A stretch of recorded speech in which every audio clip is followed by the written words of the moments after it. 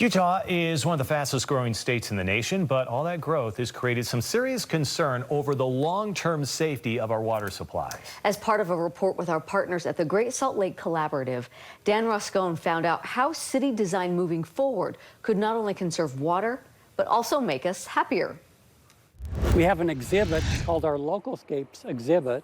The Jordan Valley Water Conservancy District has an exhibit at its conservation park showing an example of a home landscape using new state guidelines. Saves about 60 to 70% of total water demand. So that's a terrific savings, and it's a better looking yard too. The district developed Localscapes as a way to help cities and developers guide toward water conservation through being more intentional with their landscaping. New standards prohibit grass in residential settings, front and side yards, and limits total grass coverage for new builds. A huge cost savings if it's done right the first time.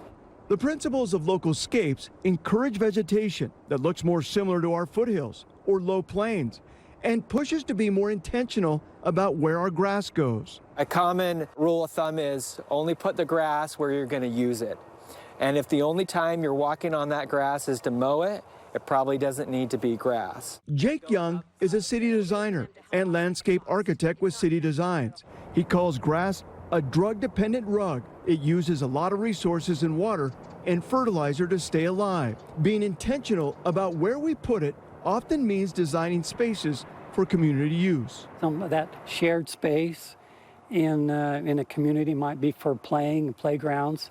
Not only would that cut down on our community's outdoor water use, but it also may make us happier. A study out of the Canadian firm Happy Cities showed that more shared spaces and communities, rather than isolated lawns, can increase social connection, improve mental health, and drive belonging. Nearly 3/4 of respondents in the study reported creating more social connections and strengthening the community. Salt Lake City has included shared spaces in some of its water quality conservation projects, like a boardwalk and a walking path at 9th South Wetlands. So that people can enjoy some of that area and not just be, develop right up to the river and then have, the trees along the river that they can't see it. So there's ways to actually bring the public into some of those spaces. Reconstructing wetlands like this gives a community a gathering place, as well as a filter for water heading downstream.